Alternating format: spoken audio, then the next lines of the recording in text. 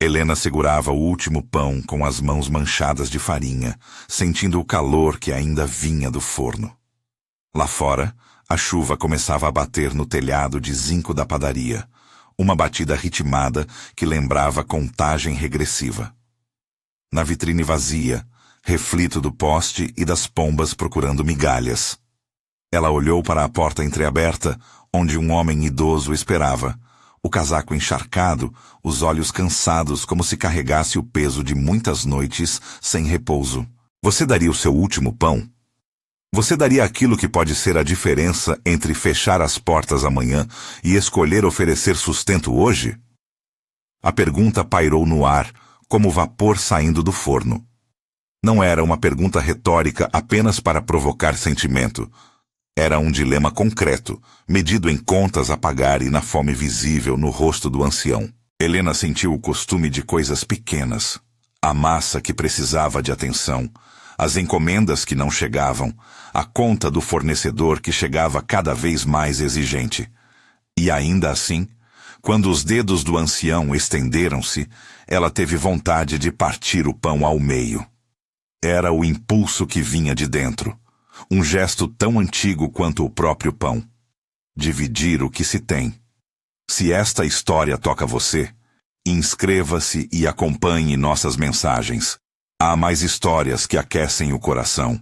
A padaria de Helena ficava numa esquina, onde o trânsito já não era grande, mas onde a comunidade se encontrava em dias de feira e em manhãs de recém-acordar. O cheiro do pão sempre fora seu cartão de visita, fermento adocicado, casca dourada, o sopro quente do forno que anunciava cuidado. Havia uma rotina que Helena conhecia de olhos fechados, peneirar a farinha, checar a temperatura, ouvir o estalo do forno como se fosse um coração que bate. A massa era o pulso daquela casa. Ela falava com as mãos, moldava com carinho, ouvia as queixas dos clientes como quem ouve a receita de uma família. Mas nos últimos meses, as coisas haviam mudado. As vendas iam e vinham, as encomendas eram menores, e o fornecedor, seu Pedro, vinha cada vez com menos paciência. Helena, se não regularizar, vou ter que apertar a entrega, dizia ele, e as palavras chegavam pesadas como sacos de farinha na alma dela. A velha chapa do forno começara a falhar nos dias mais frios. Às vezes, o fogo cortava curto e o pão saía pálido. E a cidade, como tantas, carregava sua própria sede, empregos incertos, vizinhos em débito, crianças que aprendiam a saber o preço do que comiam. Ainda assim, na rotina de Helena, havia lugares para pequenos milagres. Não aqueles que se anunciam com trovões, mas milagres feitos de gesto. Ela deixava um pote com café na esquina para quem chegasse cedo demais, dando aos jornaleiros e crianças algo que aquecesse as mãos. Metade das vezes, um meio-pão era escondido numa sacola anônima para quem não perguntasse. Havia um pequeno cofre na prateleira com a legenda "Para quem precisar".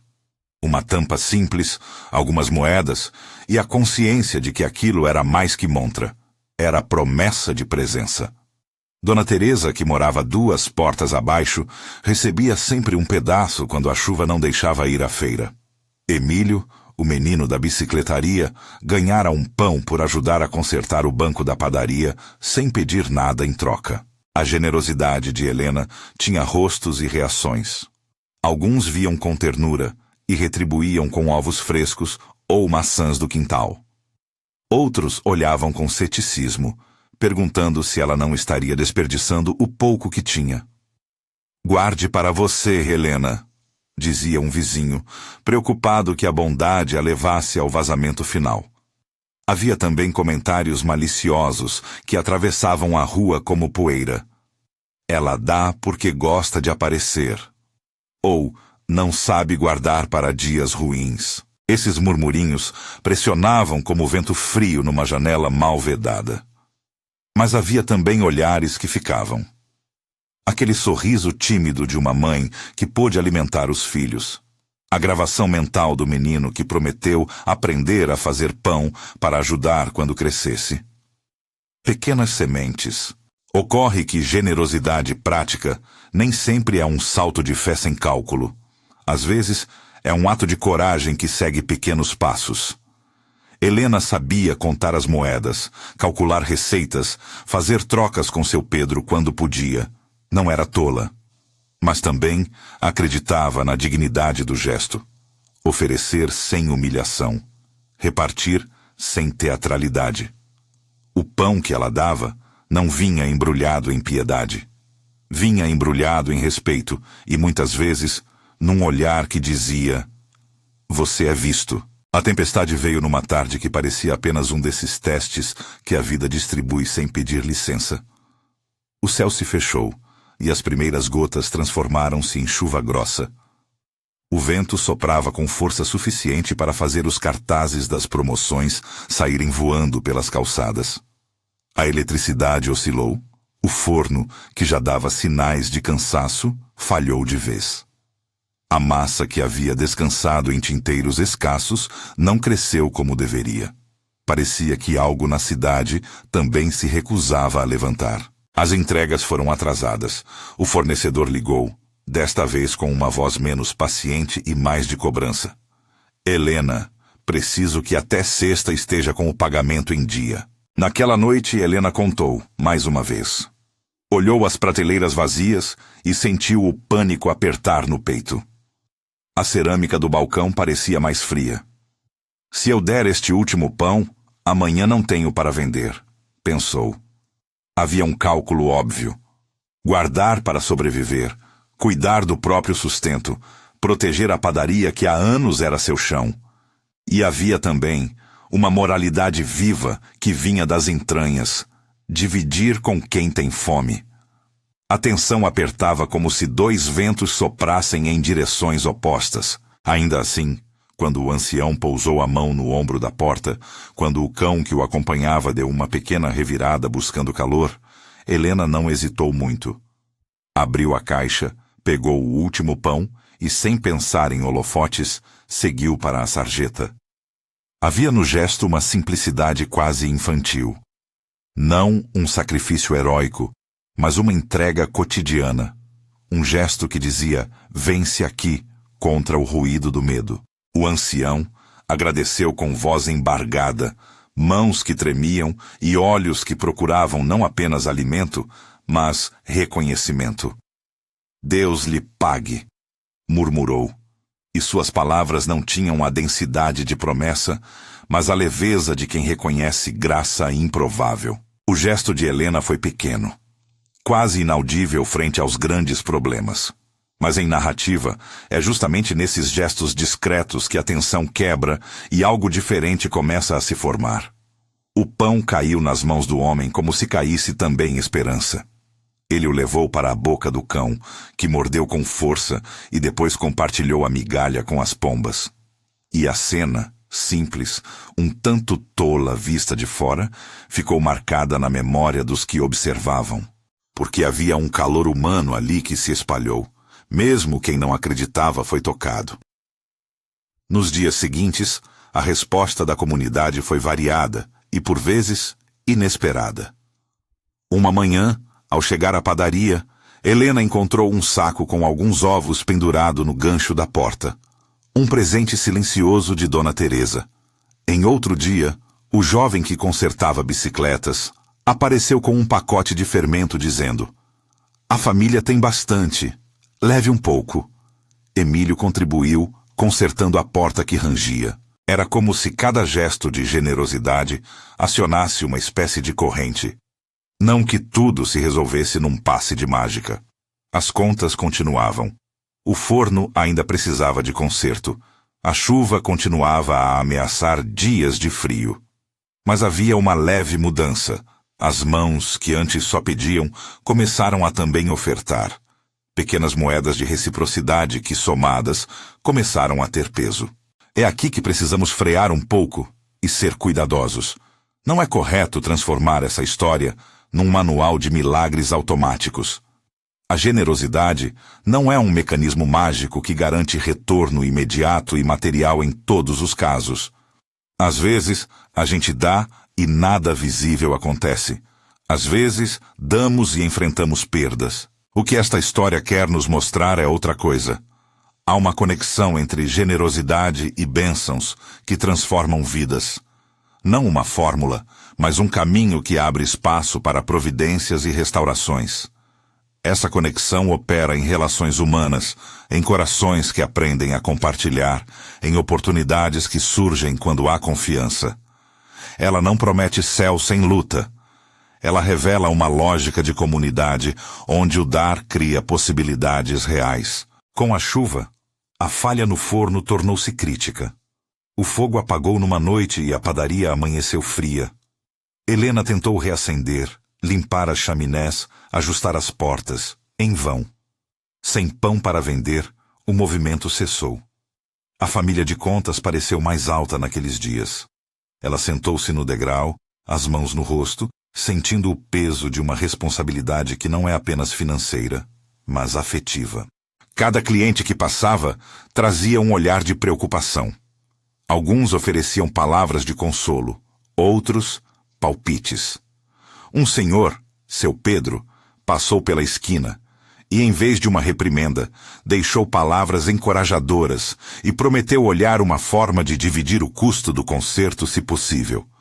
Não era solução imediata, mas era um gesto que mantinha a esperança. Na maré mais baixa, a tentação de cerrar-se é grande. Guardar tudo para si. Fechar a porta. Protegê-la como quem protege um último recurso. Mas há uma outra tentação também. A vaidade de se achar capaz de controlar tudo, de transformar cada gesto em contrato. Helena navegava entre essas duas tentativas e, em silêncio, novamente escolheu abrir. Havia algo em seu coração que acreditava que a dignidade partilhada era mais valiosa do que o acúmulo de segurança num único cofre. Talvez por isso, quando o ancião, meses antes, lhe dera um bilhete de agradecimento com letras trêmulas, ela nunca o jogara fora. Havia nele algo que não se mediava por cifras: reconhecimento. O reconhecimento é moeda que não se deprecia. O ponto de perda máxima chegou numa manhã em que a cidade acordou com céu límpido e um vento que parecia enxugar as últimas esperanças. Helena abriu a loja e viu que realmente não havia pão. As prateleiras estavam vazias como um eco. Ela sentiu por um instante a derrota. Pensou nos olhos do ancião, no cão, nas pombas. Pensou nas contas, nos olhares do fornecedor, na promessa de conserto que ainda não se cumprira. E então, quando o desespero começou a apertar, a campainha tocou. Um homem parou na porta, segurando um envelope pesado. Era o mesmo ancião. Mas algo nele tinha mudado. A camisa bem passada, os sapatos limpos, um brilho diferente nos olhos. Ele sorriu, e no sorriso havia um misto de humildade e determinação.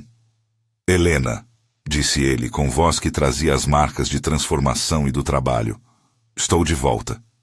O envelope continha dinheiro, não uma fortuna, mas o bastante para pagar o conserto do forno e comprar farinha para alguns dias. Havia também um bilhete simples. Você me deu vida quando eu precisei. Deixo um pouco de volta para que outros também possam ter pão. Ele explicou, com palavras simples, que nos meses anteriores conseguira um emprego ao acaso, em que o patrão havia sido tocado pela sua história. Com trabalho e perseverança, juntara algo e queria partilhar. Não era o retorno automático de uma equação. Era antes a expressão de uma cadeia humana, uma vida que encontrou chão e, por isso, pôde retribuir. O concerto foi feito em dias. A chapa do forno voltou a emitir seus estalos, o vapor subiu e as fornadas saíram com a cor de sempre. A padaria reabriu não apenas como um ponto de comércio, mas como um farol para uma comunidade que aprendera, aos poucos, a cooperar. Pessoas vieram com pequenas doações, outros trouxeram serviços. Um rapaz ajudou a pintar a fachada, um marceneiro consertou a prateleira que rangia. Não era uma transformação espetacular, mas profunda. A padaria deixou de ser apenas um lugar para comprar pão e tornou-se um ponto de encontro, onde o auxílio era natural, onde quem tinha levava algo e quem precisava recebia sem vergonha. A praça em frente viu novas conversas. As crianças aprenderam que o pão pode ser oferta e que a oferta se transforma em cuidado. Do ponto de vista espiritual, há aspectos que merecem reflexão. A generosidade de Helena não foi ato de autoajuda, foi serviço humilde. Ela não deu para ser reconhecida, mas deu porque viu necessidade. A volta que veio não foi garantia, mas foi testemunho de que o dar abre possibilidades. A conexão entre generosidade e bênçãos que transformam vidas é, assim, mais rica do que um simples retorno material. É o que muda relações, que cria confiança, que gera redes de cuidado. Quando alguém se abre ao outro, coloca em movimento uma trama onde a compaixão realiza trabalho concreto. E há um detalhe que não se pode esquecer. Nem todo gesto de bondade será recompensado de forma visível. Às vezes, a generosidade melhora apenas o coração de quem dá. Às vezes, ela muda apenas o dia de alguém sem maior eco.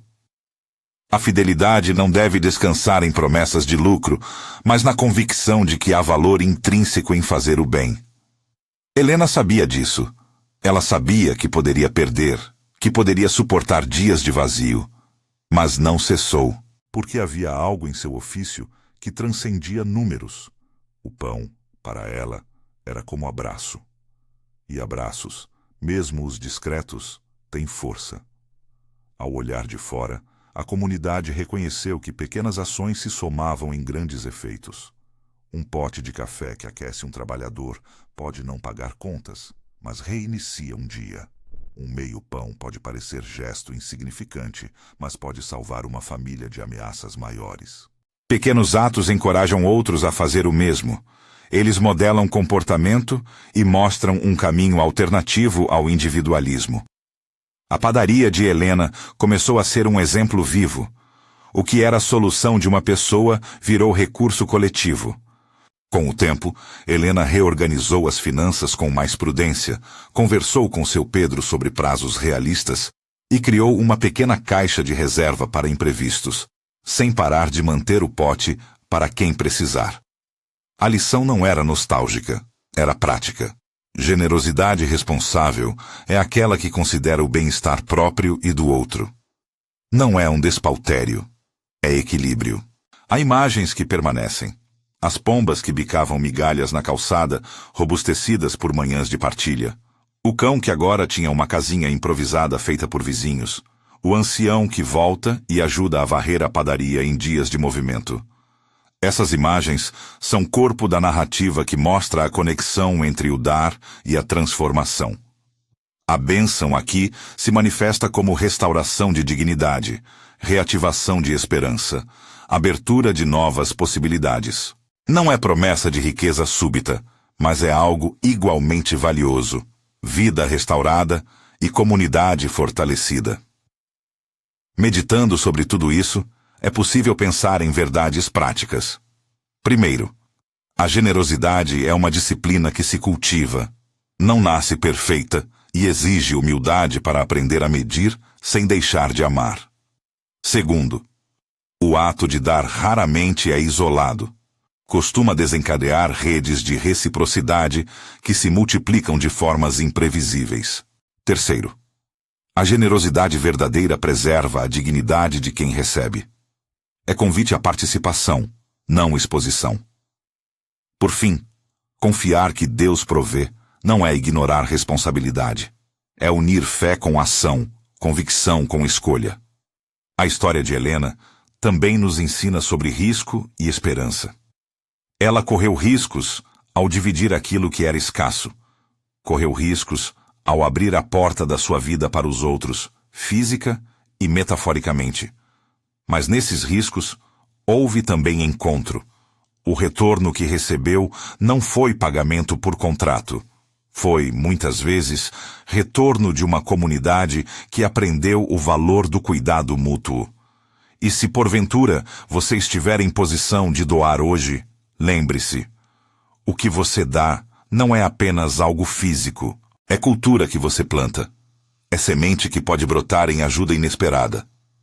E se hoje você se encontra em necessidade, saiba que receber com dignidade também faz parte dessa teia de amor. Ao encerrar esta narrativa, vale trazer o título para o coração da reflexão: a incrível conexão entre generosidade e as bênçãos que transformam vidas. Incrível porque se manifesta de maneiras discretas e contundentes ao mesmo tempo. Conexão porque não é apenas responsabilidade individual, é movimento que atravessa pessoas. Generosidade aqui não é espetáculo, é prática. Bênçãos que transformam vidas não são simplesmente moedas trocadas. São portas que se abrem, histórias que mudam de curso, relações que se refinam. Essa conexão nos convoca a viver de um modo que honra tanto quem dá quanto quem recebe, que não promete facilidades, mas cria condições para que a vida floresça em comunidade. Se esta história tocou você, deixe nos comentários uma vez em que um gesto pequeno gerou algo grande na sua vida. Compartilhe para alcançar alguém que precisa de esperança. E que você encontre coragem para dar aquilo que pode. Seja tempo, sorriso, alimento, escuta. Sabendo que mesmo no pouco, há poder para transformar. Que Deus multiplique o que você oferece de coração e que essa multiplicação se manifeste em sustento, em reconciliação e em comunhão onde mais se precisa.